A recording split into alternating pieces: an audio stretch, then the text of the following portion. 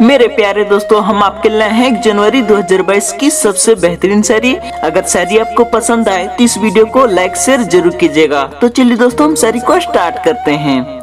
गुल गई गुलशन गई गई पुराना साल, कि गुल गई गुलशन गई गई पुराना साल। हम आपको हैप्पी न्यू ईयर कहते हैं, आ गई नया साल। हम आपको हैप्पी न्यू ईयर कहते हैं, आ गई नया साल।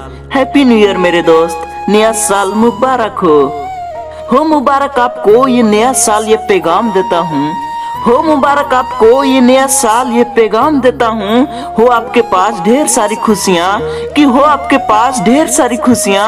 यही दुआ देता हूँ, यही दुआ देता हूँ। हैप्पी न्यू ईयर 2022, नया साल मुबारक हो।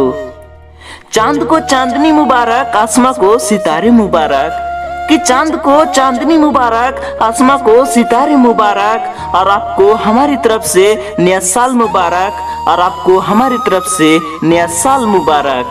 हैप्पी न्यू ईयर 2022, नया साल मुबारक हो।